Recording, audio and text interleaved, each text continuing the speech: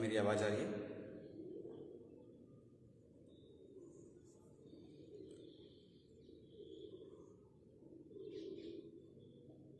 Please confirm करके बताएं।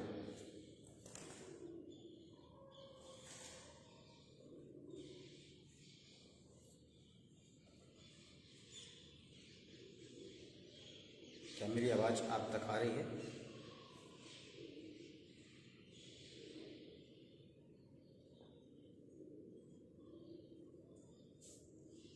Please कोई कंफर्म करें।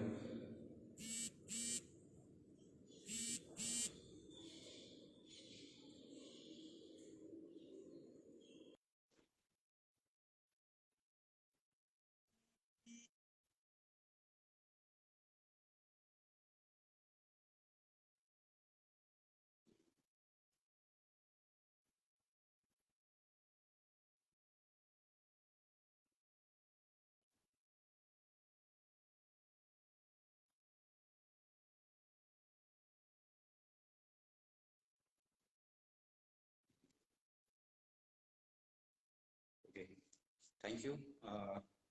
राजमाता अहिल्या योग केंद्र इंदौर, जिन्होंने मुझे ये अवसर दिया। और सबसे पहले मैं तपन सर का धन्यवाद देना चाहूँगा, जिन्होंने मुझे ये योग्य समझा कि मैं यहाँ पे आके एक छोटा सा लेक्चर ले सकूँ। जो मेरा टॉपिक है वो योगा के ऊपर इंसुलिन एंड डाइट के ऊपर हमने रखा है। तो समय को वेस्ट ना करते हुए, समय का अभाव होने के कारण हम जल्दी से उस मेन मुद्दे पे आते हैं। तो सबसे पहले मैं चाहूँगा कि आप सभी लोग एक पेन और पेपर लेके बैठ जाइए। ओके, क्लियर आवाज़ नहीं आ रही है? Okay, wait.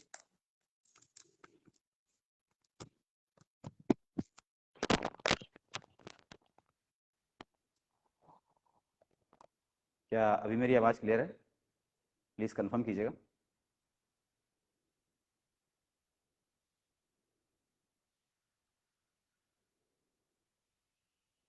क्या अभी मेरी आवाज़ क्लियर आ रही है?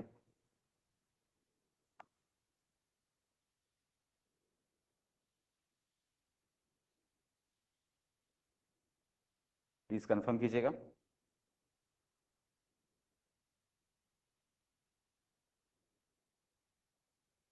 Okay, thank you Sudhir sir. तो हम स्टार्ट करते हैं। आप लोग को मैं 2 मिनट देता हूँ, आप पेन और पेपर ले लीजिए। और उसके पहले मैं थोड़ा सा इंट्रोडक्शन दे देता हूँ अपना। मेरा नाम गौतम कश्यप है और मैं जिला रायसेन से आप लोगों के लिए ये क्लास कंडक्ट हुआ है राजमाता अहिल्या योग केंद्र इंदौर के द्वारा। तो मैं चाह रहा हूँ कि आप जितने भी मैं पॉइंट आपको बताऊं वो एक पेपर पे नोट करें, ताकि कोई अगर क्वेश्चन बनता है तो वो आप मुझसे डायरेक्टली पूछ पाए, जो भी मैं आपको इंफॉर्मेशन आज देने वाला हूँ। क्योंकि आज एक थ्योरी क्लास होने वाली है, प्रैक्टिकल हम इसमें बहुत कम करने वाले हैं या ना के बराबर करने वाले हैं। मेन हमारा रहेगा थ्योरी। तो हम स्टार्ट करने जा रहे हैं। तो आप लोग पेन और पेपर ले लीजिए और मैं स्टार्ट करने जा रहा हूँ।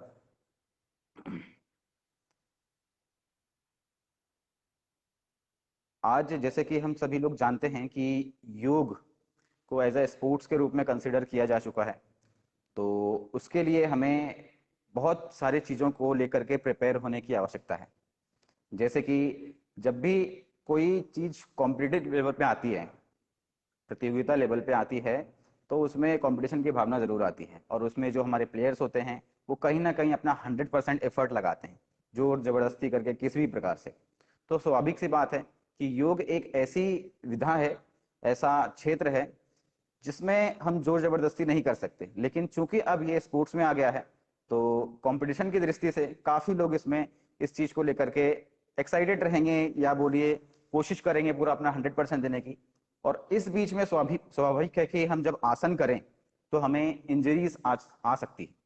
उस इंजरी से कैसे बचें, उस इंजरीज ना हो या उस इंजरी को प्रिवेंट कैसे करें, उस चीज के ऊपर, उस चीज को समझने के लिए हमें ह्यूमन बॉडी का पूरा स्ट्रक्चर को समझना होगा, ह्यूमन काइनेटिक को समझना होगा, जिससे कि हम अपने बॉडी के मूवमेंट को समझ पाएं और कहाँ से कितना बैंड होना है, कहाँ पे कौन से मसल्स को कॉन्ट्रैक्ट करना है, ये हम डिटेल समझ पाए।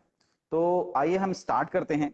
तो सबसे पहले मैं आपको बता दूं, हम पहला पॉइंट ले रहे हैं ह्यूमन एनाटॉमी का। तो एनाटॉमी जो होता है, ये क्यों जरूरी है हमें योगा में, स्पेशली हम एनाटॉमी को सिस्टम्स के थ्रू समझ लेते हैं, डाइजेस्टिव सिस्टम, रेस्पिरेटरी सिस्टम, ये सब समझ लेते हैं, लेकिन मेन जो एनाटॉमी है किन्सियोलॉजी, दैट इज किन्सियोलॉजी, यानी कि किन्सियोलॉजी दो वर्ड से मिलकर बना है। किन्सियोलॉजी, किन्सो मतलब होता है अपना गति, जो ह्यूमन बॉडी का मूवमेंट है, मूवमेंट, और लॉजी मतलब स्टडी, यानी मूवमेंट का स्टडी, दैट इज किन्सियोलॉजी। तो किन्सियोलॉजी को समझना बहुत जरूरी है, जिससे कि हम अपने आसन को परफॉर्म कर पाए। किसी भी आसन के अगर जॉइंट एक्शन के बारे में किसी से पूछो तो वो नहीं बता पाता है। उसका यही कारण है कि या तो हम साइंस बेस्ड योगासन को नहीं पढ़ पा रहे हैं, जो हमारा नो डाउट पुराना बहुत अच्छा है, लेकिन उस पुराने जो लिटरेचर्स हैं, जो बुक्स हैं, उसमें वो चीज को डिस्क्राइब नहीं किया गया है जो अब हमें जरूरत पड़ने वाली है। जो अगर आप स्पोर्ट टीचर हैं, अगर आप ट्रेनर हैं, अगर आप प्रैक्टिशनर हैं, कोई भी आप हो, उससे कोई फर्क नहीं पड़ता, लेकिन ये आपको बहुत जानना जरूरी है कि ह्यूमन काइनेटिक, ह्यूमन का जो मूवमेंट है वो कितना जरूरी है हमारे लिए, हमारे योग के लिए। तो आइए हम स्टार्ट करते हैं। ह्यूमन काइनेटिक्स बहुत ही इंपॉर्टेंट रोल प्ले करता है हमारे योग आसनों में। जैसे कि मैंने आपको बताया कि एनाटॉमी बॉडी स्ट्रक्चर को डिफाइन करता है। हम जैसे कि मान लीजिए कि हम कोई बिल्डिंग बनाने जा रहे हैं, तो उसका एक पॉइंट ढूंढते हैं, हम उसका बेस बनाते हैं। एक पिलर हमने बनाया, उसके बाद दूसरा पिलर कितने दूरी पे बनाएंगे, तीसरा पिलर कितने दूरी पे बनाएंगे। उसी प्रकार हमारे बॉडी में हम कुछ पॉइंट्स को ऐसे डिसाइड करके रखते हैं, जिससे कि हम अपने ऑर्गन, हमारे बोन्स कितनी दूरी पे हैं, कहाँ पे शिफ्ट हैं, इसको हम प्रिपेयर कर पाए, इसको हम समझ पाए, और इसके थ्रू हम किसी भी स्पोर्ट्स या आसन को परफॉर्म कर पाए, जिससे कि हमें आसानी होती है। अब एक चीज और आपको मैं बताना चाहूंगा कि ह्यूमन एनाटॉमी और फिजियोलॉजी में डिफरेंस क्या होता है। ह्यूमन एनाटॉमी जो होता है वो हम अपने ऑर्गन्स के लोकेशंस को ट्रैक करते हैं कि हमारा ऑर्गन्स कहाँ है, हमारा हार्ट किस साइड है, हमारा हमारा किडनी, हमारा लिवर कहाँ पे है। और फिजियोलॉजी में हम क्या करते हैं, फंक्शन को चेक करते हैं, जैसे कि हमारा हार्ट क्या फंक्शन करता है, हमारा लिवर क्या फंक्शन करता है, हम इस चीज को देखते हैं। तो इसी प्रकार से ये थोड़ा सा कंफ्यूजन रहता है लोगों में, तो इसके लिए मैंने आपको क्लियर कर दिया। अब एक चीज का और हमें इस पर स्पेशल ध्यान रखना है कि अगर आपको मेरी आवाज कहीं पे समझ में नहीं आ रही है या कोई एरर आ रहा है, तो आप प्लीज कमेंट करके बता दीजिएगा, ताकि मैं उस चीज को रिपीट कर पाऊं और आपको समझने में कोई दिक्कत ना हो। तो आइए स्टार्ट करते हैं, हम अगला पॉइंट करते हैं। तो एनाटॉमिकल स्ट्रक्चर के थ्रू जो हमारा बॉडी है, उसका एक बहुत इंपॉर्टेंट पार्ट है, होता है कि स्टैंडर्ड एनाटॉमिकल पोजीशन क्या है, मतलब हम बॉडी को कैसे रख के उसका स्टडी किया जाए। तो उसके लिए बिल्कुल बॉडी को सीधा खड़ा होना है। स्टांस, जो पैरों की दूरी होती है, वो अपने शोल्डर विथ अपार्ट होना चाहिए। मैं आपको एक डेमो दे देता हूं ताकि आपको कंफ्यूजन ना हो। तो एक सेकंड आप डेमो देख लीजिएगा।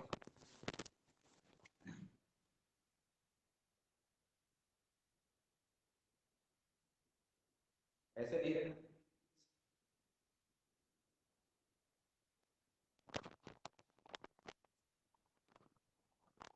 तो आपने देखा कि इस प्रकार से हम सीधे खड़े हो जाते हैं।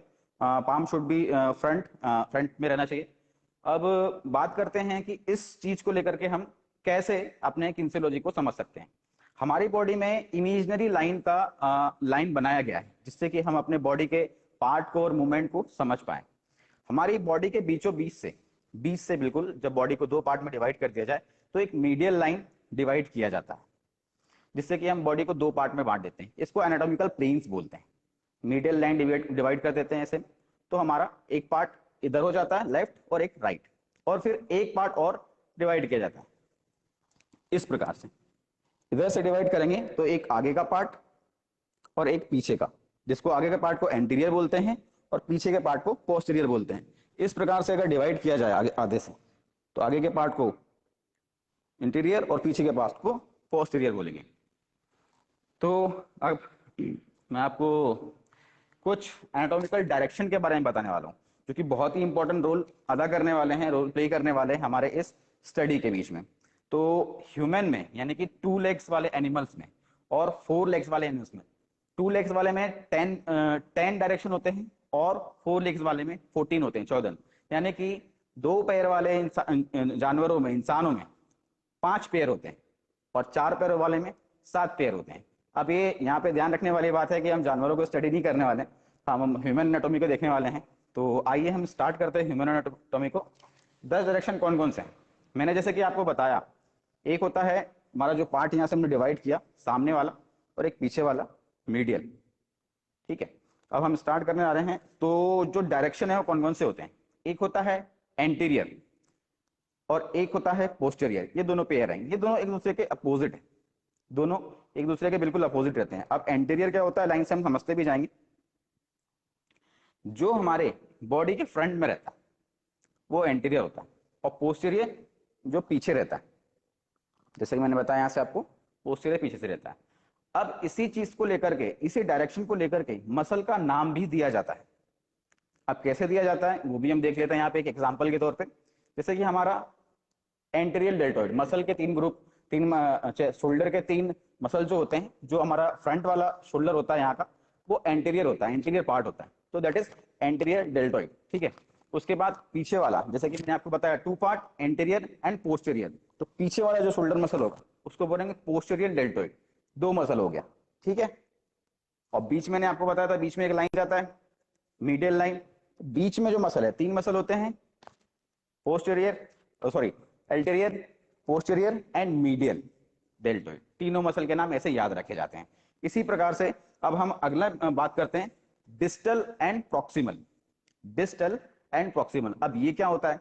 डिस्टल मतलब होता है कि हमारा जो बॉडी का पार्ट है उसके ओरिजिन से उसकी दूरी पे, जैसे कि मेरा जो आर्म है, ये हाथ है मेरा, अब रिस्ट मेरे ये ओरिजिन से, यहां से ओरिजिन हुआ है हाथ मेरा, यहां से निकला हुआ है, तो ये रिस्ट और ये मेरे पाम है, ये डिस्टल है, यहां से इसके डिस्टल है। और प्रॉक्सिमल, अब मैं इसकी बात करूं एल्बो की, तो मेरे यहां से ये प्रॉक्सिमल है इसके कंपेरिजन में, तो that is distal end proximal, 4 हो गए, यानी कि 2 पेयर हो गए। नेक्स्ट बात करते हैं सुपीरियर एंड इंफीरियर। इसके बारे में आपको बता दूं कि सुपीरियर मतलब होता है बॉडी के अपर, और इंफीरियर मतलब होता है टो, नीचे की ओर। एज लाइक हमारा चेस्ट और हमारे एब्डोमिनल के बीच में सुपीरियर हमारा जो होगा वो चेस्ट होगा, और इंफीरियर हमारा एब्स वाले पार्ट होंगे, जो कि हमारा एब्डोमिनल होगा वो इंफीरियर होगा। नेक्स्ट चलते हैं लेटरल और मीडियन। तो हमारे जो बॉडी का मीडियल लाइन है, ये दोनों के अपोजिट है, लेटरल और मीडियन। हमारा जो ये बॉडी पार्ट है इसके बीच में जो मिड लाइन गया हुआ है। अब बात करते हैं लेटरल क्या होता है। जैसे कि मीडियल लाइन हमारा बीच में है, और हमने मीडियल लाइन से अपने हाथ को या हमारे बॉडी के पार्ट को दूर ले जाते हैं, ये, तो दैट इज कॉल्ड लेटरल। ये लेटरल हो गया, इधर से लेटरल हो गया, इसको इधर ले गए, लेटरल हो गया। जब दूर लेके जाते हैं तो लेटरल हो जाता है। ठीक है, और जब हम पास लेके आते हैं, हमारे मीडियल लाइन के पास लेके आते हैं, तो मीडियल हो जाता है। ठीक है, इसमें एक चीज और मैं आपको आगे समझाने वाला हूँ, ये ध्यान रखिएगा, लेटरल और मीडियल ध्यान रखिएगा, इसके बारे में एक डिस्कशन और आगे करने वाला हूँ, बहुत ही अच्छा चीज है वो। तो मैं आपको एक चीज और बता दूं कि मीडियल और लेटरल, इसका क्या काम, इससे हम कैसे मसल याद रखें। हमारा जो काफ होता है, हमारे जो काफ मसल होते हैं, दिस वन, इसमें एक मसल होता है गैस्ट्रो सोलेमस। ठीक है, गैस्ट्रो सोलेमस मसल होता है, जो हमारे अंदर की ओर पार्ट होते हैं, अंदर की ओर होता है, यानी मीडियल लाइन के अंदर की ओर, उसको मीडियल गैस्ट्रोसोलेमस बोलते हैं। और जो बाहर की ओर होता है, आउटसाइड, उसको लैटरल सोलेमस बोलते हैं। तो इस प्रकार से हम मसल को डिसाइड करते हैं कि इसका नाम क्या रखना है, या इसके ओरिजिन को, इसके नाम के को कैसे याद रखना है। मसल नाम रखने का, मसल के नाम याद रखने का एक बहुत ही अच्छा तरीका है कि पहले आप मसल एनाटॉमिकल डायरेक्शन समझ लीजिए, उसके बाद हम मसल को याद रखेंगे तो इजीली याद हो जाएगा। अब नेक्स्ट आते हैं हम, ये हमारा हो गया एनाटॉमिकल डायरेक्शन हो चुका है। अब हम सीधे किनेसियोलॉजी पे आते हैं। किनेसियोलॉजी में 2 बेसिक प्रिंसिपल होते हैं। पहला होता है एब्डॉप्टेबिलिटी और दूसरा होता है न्यूरोप्लास्टिसिटी। अब एब्डॉप्टेबिलिटी और क्या होता है और न्यूरोप्लास्टिसिटी क्या होता है, इसको हम समझते हैं।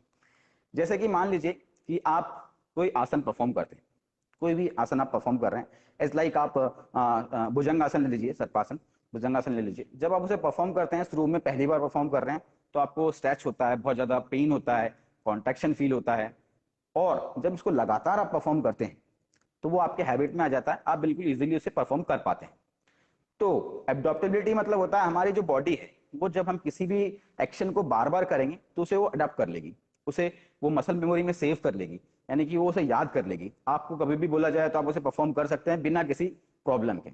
इसी प्रकार से जो हमारा न्यूरोप्लास्टिसिटी होता है, न्यूरोप्लास्टिसिटी में क्या होता है कि जैसे हमने प्रैक्टिस जो किया, जैसे हमने भुजंगासन प्रैक्टिस किया था, तो उसको हमने जैसा परफॉर्म किया, प्रॉब्लम नहीं हो रही है हमें, तो न्यूरोप्लास्टिसिटी क्या करता है, ये हमारे मसल माइंड कनेक्शन को डेवलप करता है। मसल माइंड कनेक्शन मतलब कि हमें कौन से मसल पे कहाँ पे लोड आ रहा है, फील हो रहा है, कॉन्ट्रैक्शन हो रहा है, एक्सटेंशन हो रहा है, ये वर्ड आप ध्यान रखिएगा, मैं आगे बता दूंगा आपको, तो आपको प्रॉब्लम नहीं होगी। और कोई भी क्वेश्चन हो तो आप इमीडिएटली पूछ सकते हैं आप मुझसे, और बाद में भी पूछ सकते हैं। तो जो हमारा मसल फोकस है वो डेवलप हो जाता है किससे, न्यूरोप्लास्टिसिटी से। हमारे माइंड में वो सेट हो जाता है, एक्सरसाइज या आसन वो माइंड में सेट हो जाता है, हम उसे कभी भी किसी भी टाइम सही तरीके से परफॉर्म कर सकते हैं। ये दो बेसिक प्रिंसिपल होते हैं हमारे किनेसियोलॉजी के। चलिए आगे बढ़ते हैं, और अब हम बात करते हैं काइनेटिक चेन। मैंने किनेसियोलॉजी में एक ये पॉइंट है काइनेटिक चेन, जहां तक बताया। आप कोई भी प्रॉब्लम हो तो आप डायरेक्ट कमेंट कीजिए, मैं आगे उसको फिर से बता दूंगा।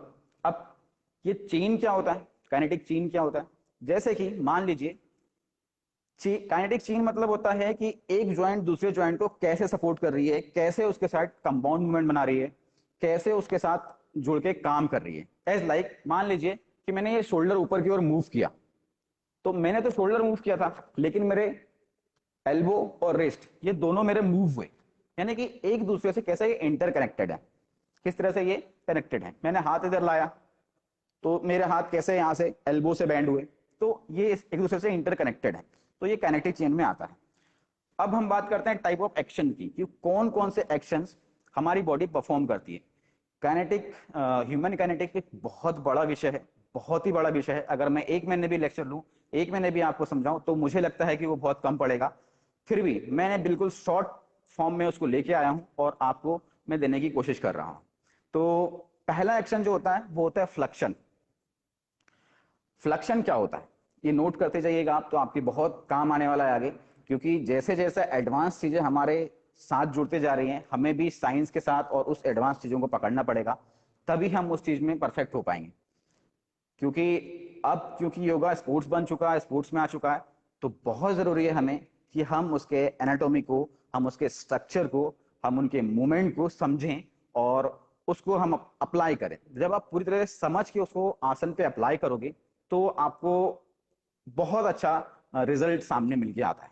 जैसे कि मैंने आपको बताया ही, एब्डक्टिबिलिटी और न्यूरोप्लास्टिसिटी, जिस तरह इसको डेवलप करना पड़ता है। मसल माइंड कनेक्शन बहुत से लोगों का डेवलप नहीं हो पाता, धीरे धीरे धीरे धीरे प्रैक्टिस से वो डेवलप हो जाता है। तो हम एक्शन की बात कर रहे हैं, फ्लक्शन और की बात कर रहे हैं। अब फ्लक्शन क्या होता है, फ्लक्शन को मैं आम भाषा में आपको समझाऊं, सामान्य सी भाषा में, तो फ्लक्शन मतलब होता है दो जॉइंट के बीच का एंगल कम होना।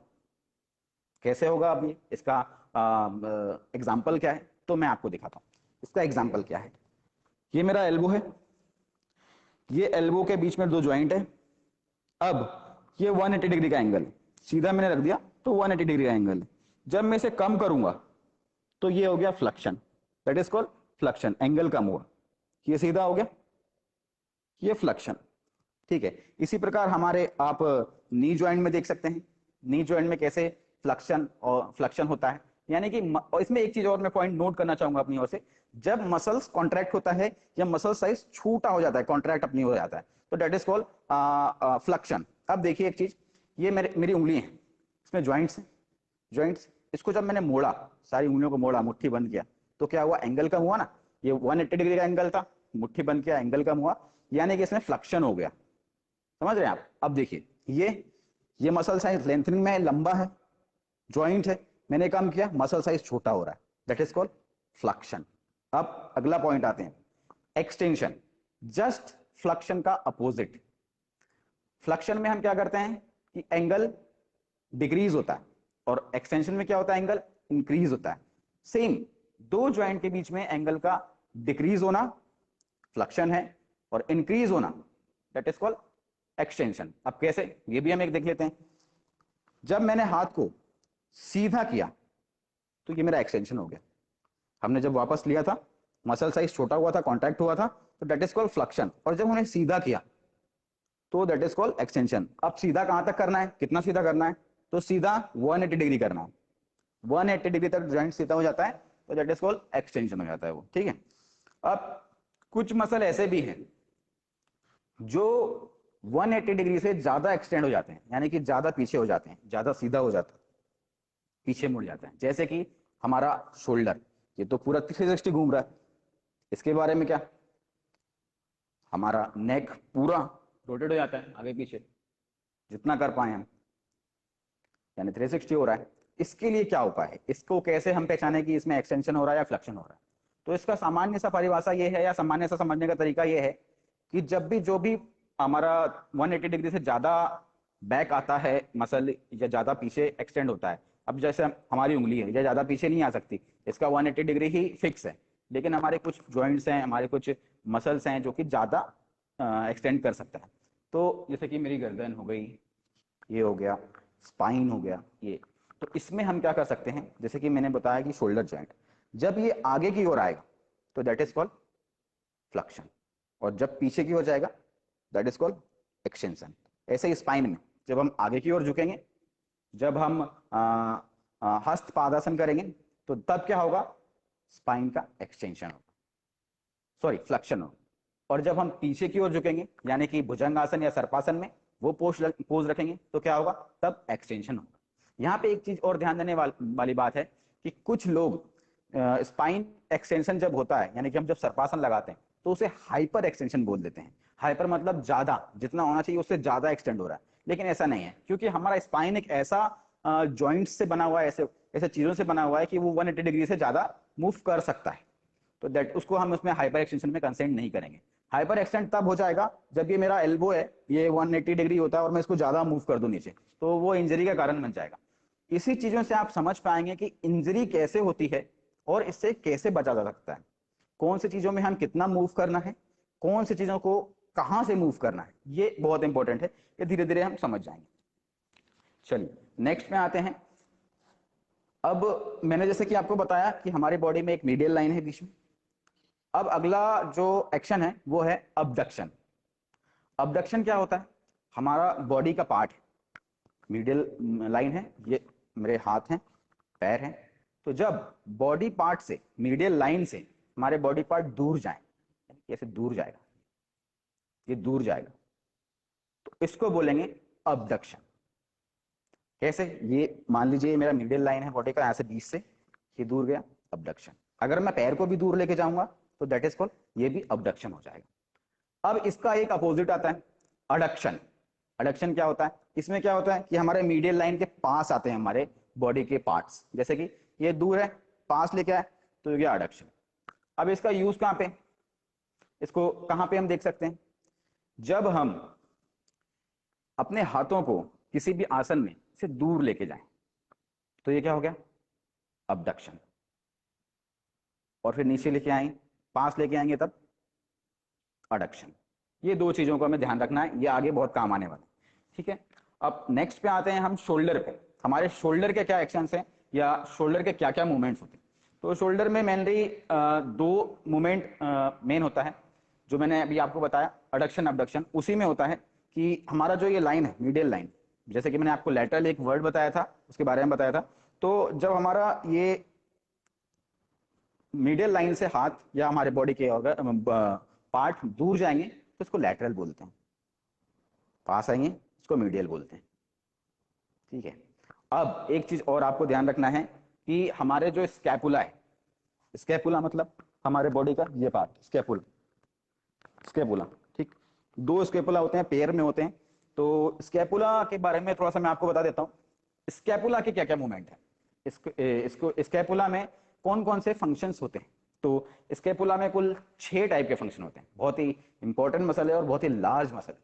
ये काइट यानी कि पतंग के आकार का मसल होता है हमारे बैक पे, पीछे यहां से शुरू होता है और नीचे तक खत्म होता है, ट्राइपेजियस से हम लोग शॉर्ट में ट्राइप्स बोलते हैं, ठीक है। तो पहला जो इसका फंक्शन है, इसका है इलिवेशन। यानी कि इलिवेशन मतलब क्या होता है, देखिए ये हमारा स्कैपुला है, हमारा शोल्डर है। जब हम इसे ऊपर की ओर मूव करेंगे, इलिवेशन, ये हो गया इलिवेशन। नीचे करेंगे तो इसको बोलते हैं डिप्रेशन। नीचे आ गया तो डिप्रेशन हो गया। ये इन्वेंशन और ये डिप्रेशन, ये कब काम में आएगा, कब समझ में आएगा, कब समझाना है लोगों को, या हमारे क्लाइंट्स को, या हमारे स्टूडेंट्स को कब समझाना है? ये समझाना है जब आप सर्पासन, कोई भी आसन ले सकते हैं अपन, मैं एग्जांपल के लिए सर्पासन ले रहा हूँ। सर्पासन कर रहे हैं और सर्पासन करते टाइम उन्होंने अपने हाथों को ऊपर की ओर ऐसे श्रग कर लिया, यानी कि ऊपर इलिवेट कर लिया, ऊपर उठा लिया, ऐसे कर लिया, तो ये गलत हो रहा है।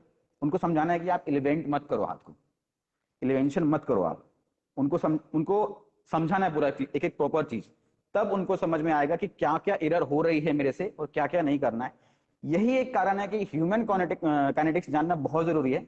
ये ह्यूमन काइनेटिक्स जब हम जानते हैं तो मसल माइंड कनेक्शन बहुत अच्छे से डेवलप हो जाता है और हम इंजरी से बच सकते हैं। बहुत से लोग बोलते हैं कि सर्पासन करने में दिक्कत हो रही है या एक्सटेंड नहीं हो पा रहा है, वो यूं इसलिए नहीं हो पा रहा है कि वो अपने मसल के एक्शंस को समझ नहीं पा रहे हैं कि मुझे इस आसन में कौन सा एक्शन परफॉर्म करना है।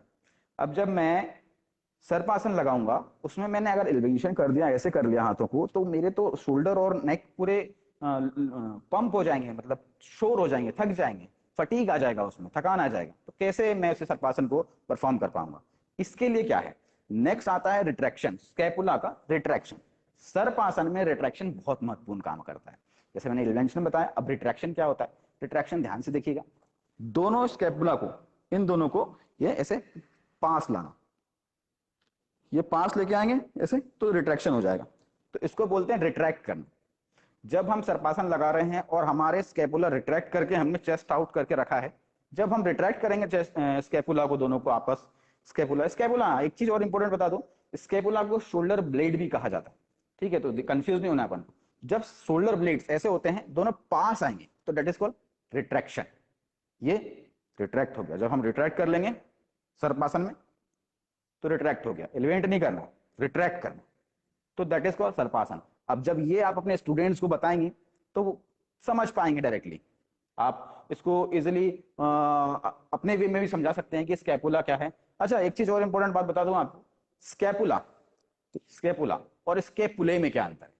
स्कैपुला सिंगुलर है, यानी कि जब हम एक मसल की बात करेंगे तो स्कैपुला बोलेंगे, और दोनों मसल की बात करेंगे तो स्कैपुले बोलेंगे। इतना सा अंतर है।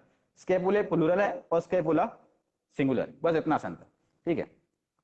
प्रोटेक्शन मैंने आपको समझा दिया, यानी कि जब स्कैपुला पास आया रिट्रैक्शन, दूर गया प्रोटेक्शन, अपोजिट जस्ट। अब नेक्स्ट आता है अपना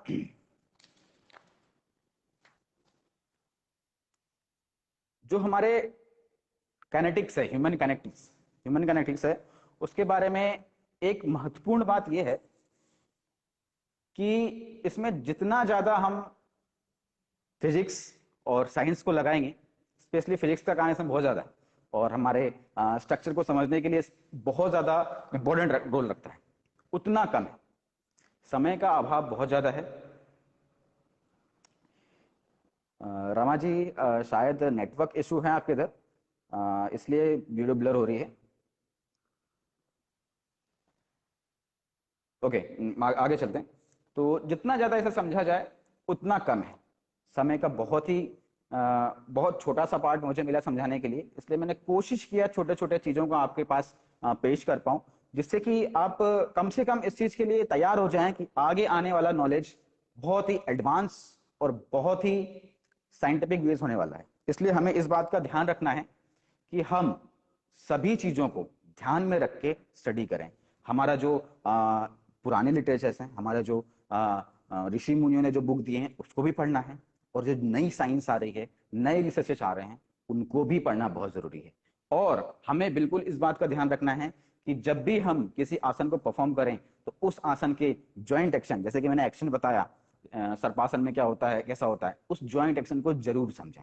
अगर उसे हम नहीं समझेंगे तो हम किसी को ज्यादा डीप में उस चीज की जानकारी नहीं दे सकते हैं। मैंने इसको आसन को अभी फिलहाल स्पोर्ट एज ए स्पोर्ट्स रख के आप लोगों को समझाया है। बाकी इसके आसन के तो आप लोग सभी बिल्कुल, रमा जी, मैं आपको इसकी जानकारी देता हूँ। खत्म होने के बाद आप मुझे मैसेज कर सकते हैं या कमेंट कीजिएगा, तो मैं आपको रिप्लाई कर दूंगा, और होगा तो मैं डिस्क्रिप्शन में या कमेंट बॉक्स में डाल दूंगा। हम इसकी जानकारी देते हैं कि मैं इसकी जानकारी देना चाहूंगा आपको कि जो हमारे ह्यूमन काइनेटिक्स है उसका रोल बहुत ज्यादा प्ले होने वाला है, बहुत ज्यादा। जब तक हम उसको अच्छे से समझेंगे नहीं, इंजरी प्रिवेंट नहीं कर पाएंगे। और इसको, इंजरी को प्रिवेंट करने का यही एक तरीका है कि हम ह्यूमन काइनेटिक्स को अच्छे से समझें, मानव शरीर की गति को, मूवमेंट को अच्छे से समझें, बिल्कुल डीप जाके समझें, एक एक चीज को अच्छे से समझें। बहुत कम समय में जानकारी देने की कोशिश की है मैंने, बिल्कुल ऊपर ऊपर जानकारी निकाला है मैंने आप लोगों के लिए, क्योंकि इसकी डीप जानकारी अगर हम जाएंगे तो हमारे पास बहुत समय कम पड़ जाएगा। मेरा क्योंकि टॉपिक था किन्सियोलॉजी एंड डाइट, अब हम मेरे पास समय थोड़ा सा कम है, तो हम स्टार्ट करने जा रहे हैं अपना डाइट का सेशन। अगर इस चीज को लेकर के, हमारे किन्सियोलॉजी को लेकर के कोई अगर आप लोग प्रश्न पूछना चाह रहे हैं तो प्लीज गो अहेड और प्रश्न पूछ लीजिए, तो मैं उसको क्लियर कर दूंगा। Thank you so much Rama ji, आपने पेशेंस के लिए, और आपने इसको अच्छे से सुना। किसी भी प्रकार की और जानकारी चाह रहे हैं आप तो बिल्कुल आप बताइएगा, हम उसको प्रोवाइड करवाने की कोशिश करेंगे, क्योंकि इसकी जानकारी बहुत डीप है, बहुत ही ज़्यादा डीप है। मैंने जैसे कि आपको बताया कि 30 दिन भी कम पड़ जाए किन्सियोलॉजी और एनाटॉमी को समझने के लिए। हम ऊपर ऊपर से एनाटॉमी समझ लेते हैं लेकिन डीप नहीं जा पाते हैं किसी भी चीज़ को लेकर के। तो किसी का कोई क्वेश्चन हो तो प्लीज़। ओके, तो मैं डायरेक्ट फूड पे चलता हूँ, अपने डाइट के ऊपर, डाइट वाले सेशन के ऊपर चलता हूँ। और मुझे लगता नहीं कि फिलहाल कोई क्वेश्चन आ रहा है, तो आगे हम देखेंगे, अगर क्वेश्चन आएगा तो मैं क्वेश्चन का एक सेशन और ले लूंगा। चलिए, फूड की बात करते हैं। फूड, जैसा कि आप जानते हैं कि फूड को अब, okay okay okay Rama ji, sure sure, बिल्कुल। अब मैं आपको रेफरेंस दे दूंगा कि आप कहाँ से पढ़ सकते हैं, या और आपको जानकारी कहाँ से मिल सकता है, नो डाउट। ये बहुत ही अच्छी बात है, आप इसमें इंटरेस्ट ले रहे हैं, क्योंकि आने वाला टाइम हमारे लिए बहुत ही साइंटिफिक होने वाला है। हम सिर्फ योगासन को, क्योंकि स्पोर्ट्स में आ गया है, तो बहुत ही साइंटिफिक होने वाला है, एक एक चीज को मैं समझना बहुत जरूरी हो जाएगा। तभी पॉसिबल हो पाएगा कि हम कैसे अपने स्टूडेंट्स को, अपने लर्नर्स को, जिसको हम ट्रेनिंग दे रहे हैं, कैसे हम उनको ट्रेन कर पाए।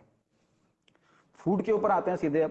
तो फूड को, गांधी जी का एक वर्ड था, मैंने एक जगह पढ़ा था, उन्होंने कहा था कि अब इस समय, अभी का जो क्राइटेरिया है या जो माहौल चल रहा है, उन्होंने उस समय कहा था कि इंसान भूखे रहने से जितना नहीं मर रहा, खाना खाने की वजह से उतना मर रहा है। और हमारे इंडिया में माफी चाहूंगा, एक सेकंड। हाँ, हमारे इंडिया में डाइट का पैटर्न जो है वो थोड़ा सा ऐसा लगने लगा है मुझे कि थोड़ा सा उसमें कहीं ना कुछ मिस है। क्या मिस है, कैसे मिस है? हम लोग किसी भी चीज को एक्सिस मात्रा में हमारी बॉडी में इनटेक कर लेते हैं, किसी भी चीज को प्रॉपर उसका माइक्रो न्यूट्रिशन या हमारे कैलोरी को काउंट नहीं करते हैं, उसको ट्रैक नहीं करते हैं, और हम लोग कुछ भी लोड कर लेते हैं हमारी बॉडी में, इनटेक कर लेते हैं। तो इस चीज का हमें ध्यान रखना होगा कि कैसे हमें फूड को कंज्यूम करना है, कौन से फूड को कंज्यूम करना है, इस बात का हमें विशेष ध्यान रखना है। तो सबसे पहले मैं आपको बता दूं कि डाइट, जो ह्यूमन डाइट है, जब डाइट की बात आती है तो लोग सोचते हैं कि अब उनको भूखा रहना पड़ेगा, उनको खाना नहीं मिलेगा खाने को। बिल्कुल गलत होता है, ऐसा नहीं होता है। डाइट का मतलब ये नहीं होता है। जब डाइट की बात आती है तो बहुत से लोग घबरा जाते हैं कि डाइट कर रहे हैं। कुछ नहीं है डाइट। डाइट मतलब क्या? एक सामान्य सी भाषा में अगर मैं आपको बताऊं तो डाइट मतलब भूखे रहना नहीं होता। डाइट मतलब होता है फूड का रिप्लेसमेंट। जहां पे आप मीठा खा रहे थे, जहां पे आप बहुत सारा कार्ब ले रहे थे, जहां पे आप चावल ले रहे थे, बहुत सारी रोटियां ले रहे थे, उसकी जगह कुछ ऐसा न्यूट्रिशन वाला फूड ऐड करना है जिससे आपका पेट भी भर जाए, आपको न्यूट्रिशन भी मिल जाए। भूखे नहीं रहना है। भूखे रहने से भी मेटाबॉलिक लो होता है, और मेटाबॉलिक लो होना यानी कि कहीं ना कहीं आपका कैलोरी स्टोर हो जाएगा और वो आपको फैट दे देगा। इसलिए इस बात का हमें ध्यान रखना है कि हमें प्रॉपर तरीके में सभी चीजों का इंटेक हमारे बॉडी में करना है। माइक्रो न्यूट्रिएंट हो गया, मिनरल्स हो गया, फैट हो गया, प्रोटीन हो गया, कार्ब्स हो गया, सभी चीजों का प्रॉपर मात्रा में इंटेक हमारे बॉडी में बहुत जरूरी है। इसको ट्रैक करना हमें आना चाहिए। ट्रैक करने के ऊपर एक बहुत लंबे लेक्चर हो जाएगा, इसलिए मैं ट्रैक करना भी आपको नहीं सिखा सकता, और ना ही मैं आपको ये बताने वाला हूं कि आप ये डाइट खा लो तो आपको ये प्रॉब्लम नहीं होगी, या आपका वेट लॉस हो जाएगा, या आपका फैट लॉस हो जाएगा। ऐसा कभी नहीं होता। सभी का बॉडी स्ट्रक्चर अलग है। थैंक यू सपना जी, थैंक यू फॉर वॉचिंग। तो डाइट सभी अगर मैं आपको बना दूं तो सभी के लिए पॉसिबल नहीं है। आपको खुद आपका डाइट डिसाइड करना पड़ता है।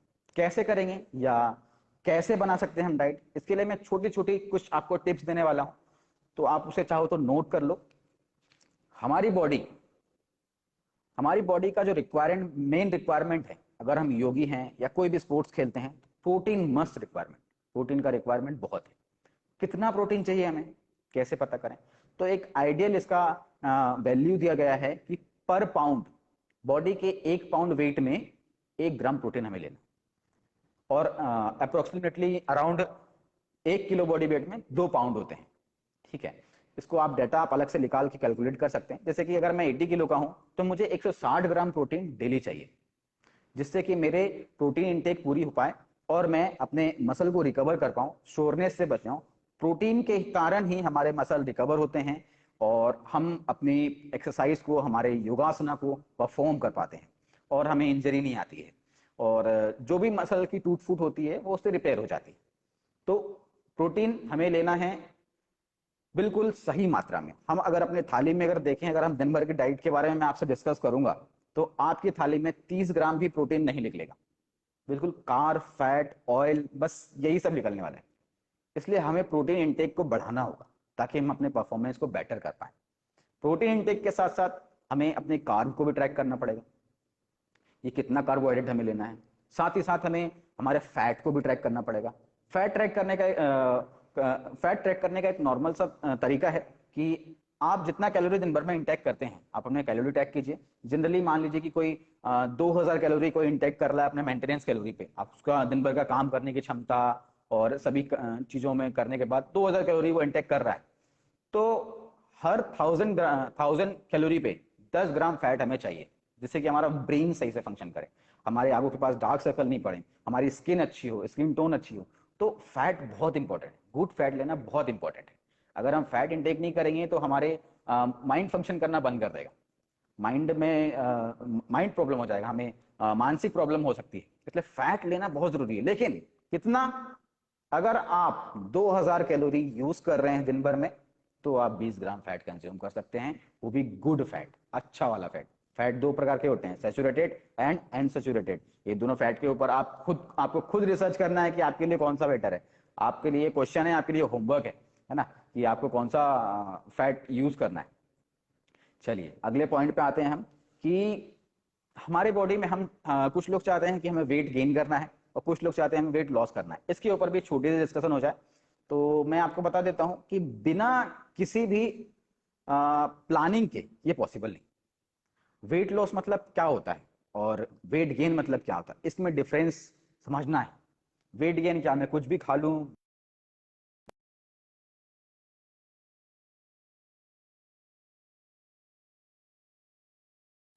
फिर भी मेरा वेट गेन हो जाएगा, बहुत सारा बाहर का खाने लग जाऊं तो? आइडियल वेट गेन क्या है? रमा जी, 55 ग्राम प्रोटीन, 55 के लिए कितना प्रोटीन चाहिए, ऐसा पूछ रहे हैं क्या आप? अगर आपका क्वेश्चन है कि 55 जी बॉडी वेट के लिए कितना प्रोटीन चाहिए, तो जस्ट मल्टीप्लाई बाय 2। 55 को 2 से इंटू कीजिए, आपका प्रोटीन कितने ग्राम में आ जाएगा, यानी कि 110 ग्राम प्रोटीन डेली चाहिए। तब आपका वो पूरा सफिशिएंट अमाउंट में आपको प्रोटीन मिल पाएगा। और ये कब चाहिए? जब आप अच्छा एक्सरसाइज कर रहे हैं। नहीं तो आप अगर 70 ग्राम 80 ग्राम भी प्रोटीन लेते हैं या आपके बॉडी के बराबर भी प्रोटीन लेते हैं, बॉडी वेट के बराबर, तो भी काम चल जाएगा। तो इसलिए हमें इस बात का ध्यान रखना है। और प्रोटीन सोर्स हमें खुद तलाशना होगा कि कहाँ मिलेगा प्रोटीन सोर्स।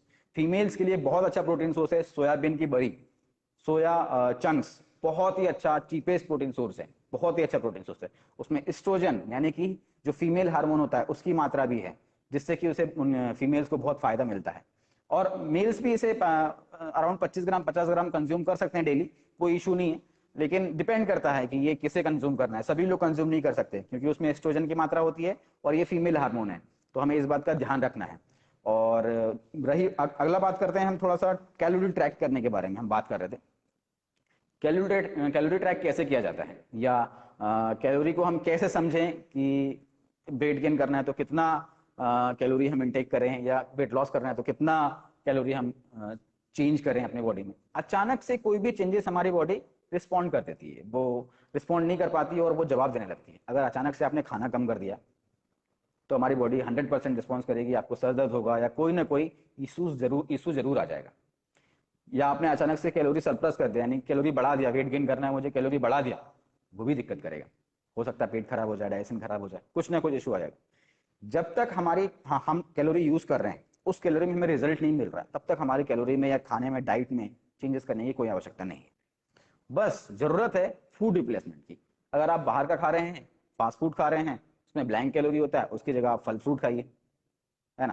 तो उससे क्या, हमें सभी माइक्रोन्यूट्रिएंट्स मिल जाएंगे, विटामिन ए मिल जाएगा, सी मिल जाएगा। सी, विटामिन सी का एक रोल बता दूं मैं आपको।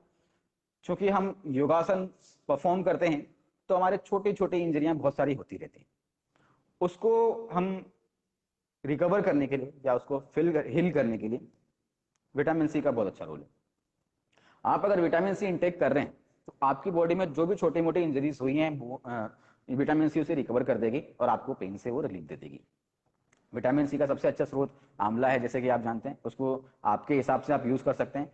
और भी बहुत सारी चीजें हैं, आपको खुद सर्च करना है, क्योंकि उतना टाइम नहीं है कि मैं आपको एक एक चीज बताऊं। और डाइट तो मैंने जैसे कि आपको बताया कि भूखा रहना मतलब डाइट नहीं होता। फूड रिप्लेसमेंट करना है हमें, फूड को सही मात्रा में, सही क्वांटिटी में हमें लेना है, तब जाके हम अपने डाइट को सही कर पाएंगे। और भी बहुत सारे तरीके हैं डाइट को, कैलोरी को ट्रैक करने का, माइक्रोन्यूट्रिशन काउंट करने का। तो इससे हम अपने बॉडी में सही मात्रा में, सही अमाउंट में कैलोरी को ले पाते हैं। अब एक इंपॉर्टेंट बात मैं आपको बताता हूँ कि किसी किसी को, अगर मान लीजिए कि वेट लॉस करना है, किसी को वेट गेन करना है, 1 किलो बॉडी वेट, यानी कि किसी को अगर 1 किलो कम करना है तो उसे 7,000 कैलोरी बर्न करने पड़ेंगे, तब जाके वो अपना 1 किलो बॉडी वेट कम कर पाएगा। और किसी को अगर 1 किलो बढ़ाना है तो उसे 7,000 कैलोरी इनटेक करने पड़ेंगे, तब जाके वो अपना बॉडी वेट 1 किलो बढ़ा पाएगा। और कैसे इनटेक? बर्न होने के बाद, जो डेली कैलोरी है उसको बर्न होने के बाद, आपका जो डेली का यूजेस है उसको बर्न होने के बाद। सपना जी, आप उसको जस्ट 2 से मल्टीप्लाई कर दीजिए और जितना आंसर आएगा वही आएगा, यानी कि 164 ग्राम प्रोटीन आपको डेली चाहिए। और उसके बाद आपका कार्ब अलग आएगा, फैट अलग आएगा, सबको अलग अलग डिसाइड करना पड़ता है, उसके बाद वो रूटीन बनता है। क्योंकि कैलोरी कितना ले रहे हो आप, उसका ट्रैक करके पूरा डिटेल निकालना पड़ता है। तो उसके लिए कभी होगा तो आपको मैं बता दूंगा कि कैसे ट्रैक करते हैं उसको, वो बहुत जरूरी है। कभी हम अपने स्टूडेंट्स को भी दे सकते हैं वो अपने ट्रैकर, और कभी खुद भी यूज कर सकते हैं। और जनरली कभी भी किसी भी पर्सन की कैलोरी हमेशा सेम नहीं होती है, हमेशा चेंज होती रहती है। मान लीजिए ठंड के मौसम में मैं ज्यादा खा रहा हूँ तो ऑब्वियसली बात है कि ज्यादा इंटेक हो रहा है। गर्मी आएगा, खाना कम खाते हैं लोग, खिलाते ही कम है, तो कम इंटेक हो रहा है कैलोरी। इन चीजों का हमें ध्यान रखना है। और एक इम्पोर्टेंट बात और ये है कि जो एक बीएमआई होता है, बॉडी मास इंडेक्स, बीएमआई, ये दुनिया की सबसे रोस्ट चीज है, सबसे खराब चीज है बीएमआई। इस पे ये ठीक है, अभी चल रहा है, अभी थ्योरी में चल रहा है, लोगों बहुत सी जगह यूज भी हो रहा है बीएमआई। लेकिन बीएमआई सही नहीं है, ऑथेंटिक नहीं है, बिल्कुल बेकार है। बीएमआई मतलब बॉडी मास इंडेक्स। इससे हम किसी को पता करते हैं कि ये ओबेस है, मोटा है, पतला है, दुबला है, कैसा है, बीएमआई। तो इसमें अगर मान लीजिए कि कोई 100 किलो का बंदा है और उसकी हाइट 6 फीट है, और कोई 100 किलो का बंदा है उसकी हाइट 4.5 फीट है, तो अब हम कैसे डिसाइड करें? वो तो एक ही रिजल्ट देगा दोनों का। जिसका शॉर्ट हाइट है उसका भी सेम रिजल्ट देगा, जिसका लॉन्ग हाइट है उसका भी सेम रिजल्ट देगा। तो इसका मतलब ये थोड़ी है कि दोनों ही ओबीज हैं। हो सकता है जो 6 फीट वाला है उसके हिसाब से, उसकी हाइट के हिसाब से उसका वेट परफेक्ट हो। तो बीएमआई का हमें स्पेशल ध्यान रखना है कि बीएमआई को कभी भी कैलकुलेट करने की जरूरत नहीं है। बीएमआई सबसे वरोस्ट चीज है, सबसे वरोस्ट चीज, सबसे बेकार चीज है बीएमआई। इसलिए बीएमआई को कभी भी ध्यान में नहीं रखना है अपन को। बीएमआर, बेजल मेटाबॉलिक रेट, इसको ध्यान में रखना है। हमारा मेटाबॉलिक रेट सही रहे, इसके लिए हमें प्रॉपर न्यूट्रिशन लेना है और लोअर बॉडी की एक्सरसाइज करनी है, जिससे कि हमारा बॉडी में बीएमआई रेट सही, सॉरी, मेटाबॉलिक रेट सही रहे, जिससे कि हम अपना कैलोरी बर्न कर पाए। अब एक और इंपॉर्टेंट बात बता देता हूँ जाते जाते, लास्ट टाइम में, कि जहां पे भी मसल ज्यादा रहते हैं, जैसे कि अगर यहाँ पे मसल ज्यादा है, यहाँ मसल है, तो यहाँ पे मेटाबॉलिक रेट फास्ट होता है। और जहां पे मेटाबॉलिक रेट फास्ट होता है वहां फैट स्टोर नहीं होता है। जैसे कि हमारे ये एब्डोमिनल है, ये इस मसल का यूज कम करते हैं। तो यहाँ पे क्या होता है, मसल है लेकिन हम उसे डेवलप नहीं कर पाए उस मसल को, तो यहाँ पे क्या, फैट स्टोर हो जाते हैं। हम दिन भर काम करते हैं, हमारा कुछ ना कुछ एक्टिविटी रहता है, तो यहाँ पे जो मसल है वो डेवलप हो गए हैं, तो यहाँ पे फैट स्टोर नहीं होता। ये कारण है कि मेटाबॉलिक रेट सही होना चाहिए, ना ज्यादा होना चाहिए ना कम होना चाहिए। तीन प्रकार का मेटाबॉलिक रेट होता है, इसके बारे में हम बाद में कभी डिस्कस कर सकते हैं। मेटाबॉलिक रेट अगर फास्ट होगा बहुत ज्यादा, तो जो भी पर्सन है वो दुबला पतला होता चला जाएगा, और लो होगा तो मोटा होता चला जाएगा। और जिसका मेंटेन रहेगा वो एथलीट बन जाएगा, यानी कि अच्छा प्लेयर बन जाएगा, फिट बन जाएगा बंदा, है ना। तो अब एंड करते हैं। अगर आप लोगों का कोई क्वेश्चन हो किसी भी चीज से रिलेटेड, तो आप बिल्कुल पूछ सकते हैं मुझसे, तो मैं आपको जवाब दे दूं। आपके पास 4 मिनट में आपको देता हूं, या कोई भी क्वेश्चन हो किसी भी प्रकार का, कोई कंफ्यूजन हो तो वो भी आप पूछ लीजिए। एनीवन?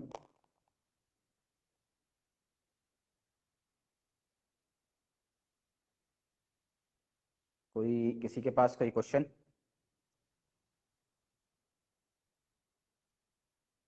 चलिए, मुझे लगता नहीं है कि अब ये क्वेश्चन किसी के पास आ रहा है। अगर कभी आता है तो बिल्कुल आप पूछ सकते हैं, नो डाउट मैं उसका रिप्लाई करने की पूरी कोशिश करूंगा। और लास्ट में एंड में यही बोलूंगा आप लोगों को कि अच्छा खाना खाइए, अच्छी एक्सरसाइज कीजिए, और बिल्कुल हेल्दी रहिए।